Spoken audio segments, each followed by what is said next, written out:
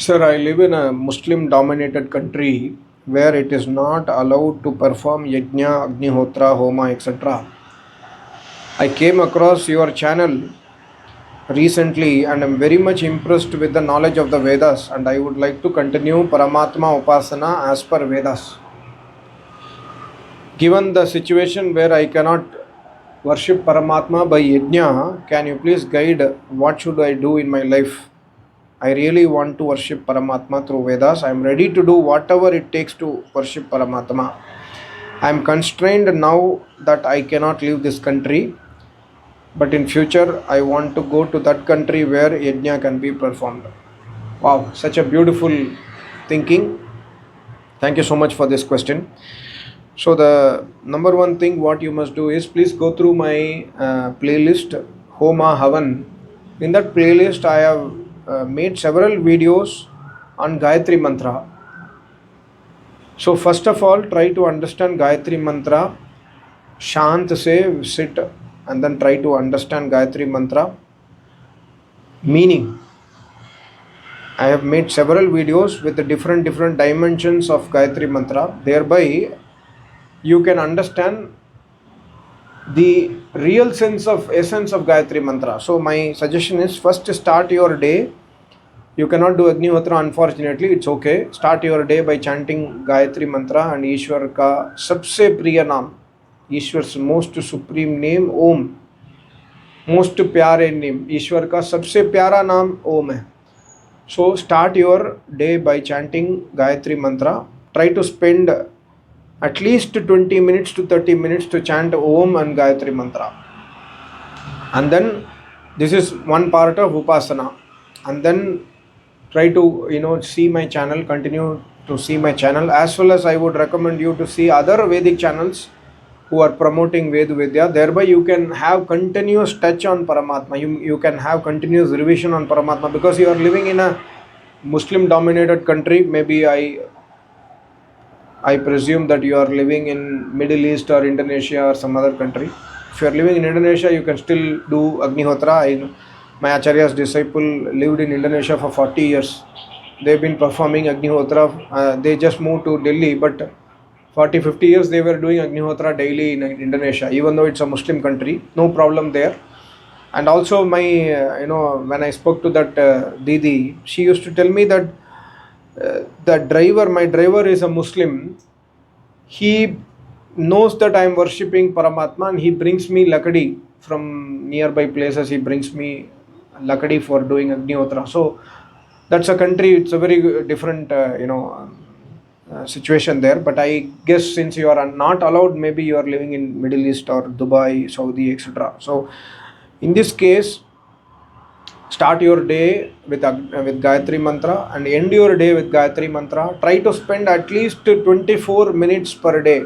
Maharishi Dayananda Saraswati has written 24 hours may at least 24 minutes you must give time to Paramatma to bring Jigyasapan inside you.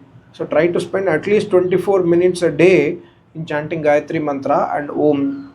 And Om, I have recently made one video maybe 2 weeks back how to chant Om. You can follow that.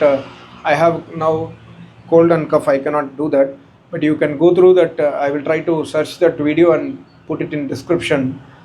Go through that video and try to chant Om through that a simple method I have mentioned in that video. So this is number one.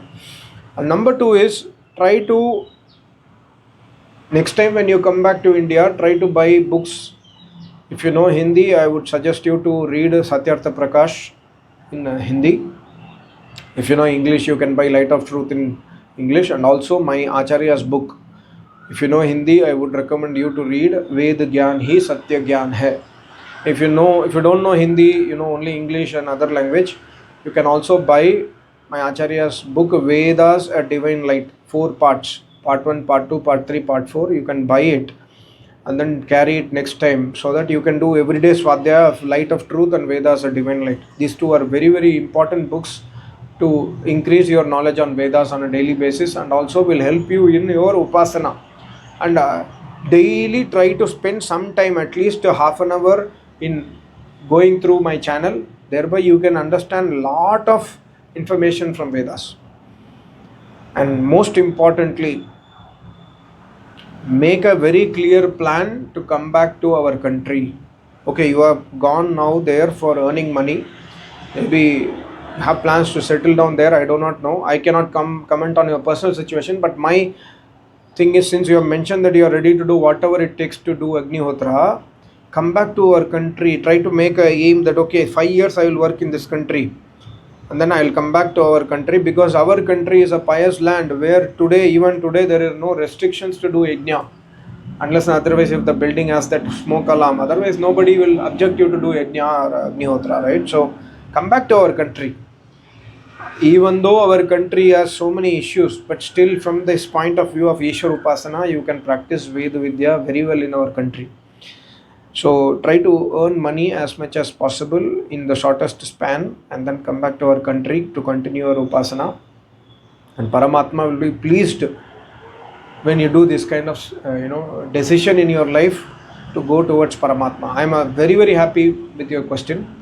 I hope you will continue your Upasana on a daily basis. If you have any doubts on Gayatri Mantra or any other topic, don't hesitate to contact me. You know my email ID, yourvedas@gmail.com. For others, if you have any questions to me, if you cannot comment in YouTube, you can send an email to me, yourvedas@gmail.com.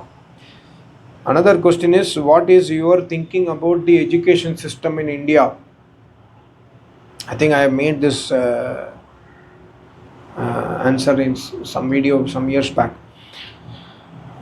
The person has commented that education in Singapore and other countries, Japan, etc., and China, etc., are far better than education system in India. What is your thinking from the point of view of Vedas? Yes, see, for sure, our education system. I also studied, in the same system.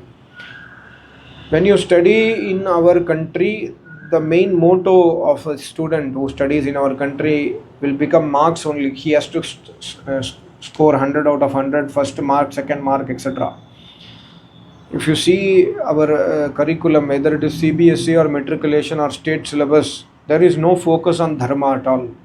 Students do not have basic understanding of dharma. And my Acharya always used to say that please, Acharya also has, maybe he has written to government earlier, that at least to try to introduce 1 hour Veda Vidya in the school.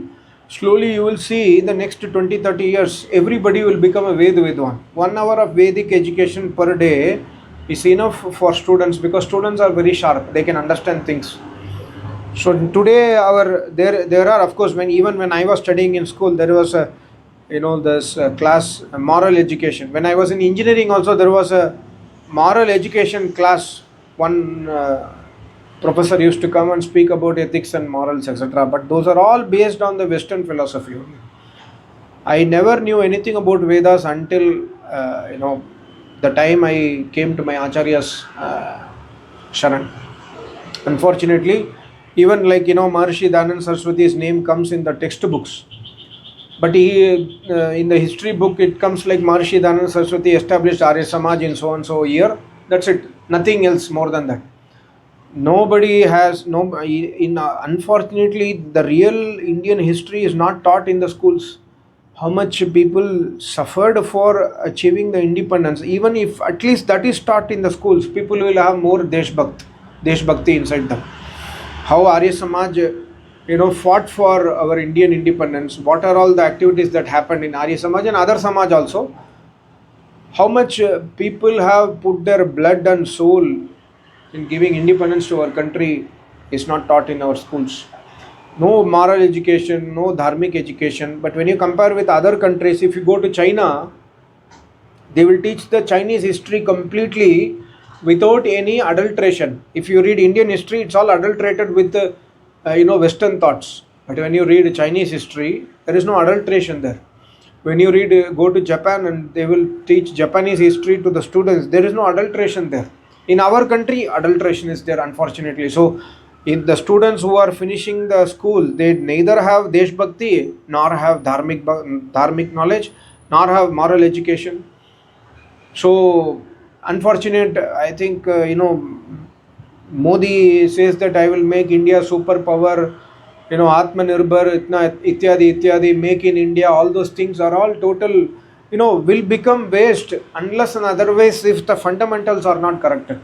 You cannot correct something in the industrial level. Industrial level, okay, do it, but fundamentally it should be corrected in education level. Modi has to focus on education, thereby giving Vedic and Dharmic education in the school, and also correct all the textbooks. Every history textbook must be scrapped and rewritten. Thereby, the students must know the right Indian history. What happened, how Mughals conquered. Today, I do not know if it is existing still now in the school, but Akbar the Great, all those things, Akbar, Babar, all those people are praised in our textbooks. But we must give a clear insight and view that how Mughals looted us, how Britishers looted us, what happened when Alexander came here, what Chanakya and the Maurya dynasty and other dynasties, how they secured our country, how the Vedic Gurukul system was there, why India was called as Vishwaguru. All those education have totally gone lost. So I think people see politicians are interested in their vote bank only, right? They are not interested in reforms, unfortunately. So I have zero hopes that our uh, government will take some efforts in this direction. But if they are willing to take it, and if they take it, it will really help to shape our country future. And when you go to China, like I was seeing a YouTube video day before yesterday, that the small students, they are like 6th standard, 7th, 8th standard students, they are being taught how to work on the wood. Like they are shaping the wood, they are using cutters to drill the wood, giving basic education which I learnt about woodworking in engineering, but they are giving that education in school. Very, very wonderful. And also Japan, I travel to Japan very often. Japan, I understood from my colleague that they teach jadu pocha in the school. The students are given education of jadu pocha, how do you sweep the floor, how to clean your toilet. These are all very, very important for our kids. In Gurukul, if a student goes to Gurukul, he will learn all those things, he or she will learn all those things, but in the school, no, nothing. So this is a very, very big concern for our country's future. Unfortunately, government does not have any focus on this. They are just focused on vote, name, how many times our prime minister is traveling abroad and taking picture from South Africa minister, Trump, Putin, all those things are in the media, but no focus on this basics, this fundamentals. Unless and otherwise fundamentals are corrected, our country will not become a great Bharat Mahan, right? So that's the thing. One more thing in this regard is, if the schools are not giving this knowledge, the education system is not giving this knowledge to our students, it's okay. Still, as a parent, if you have young kids in your house, you can try to give this education to them.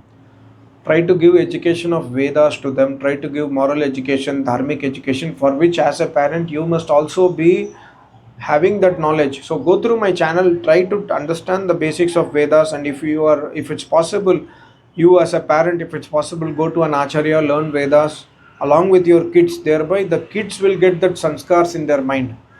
So even if the government fails, as a parent we can try to succeed in this.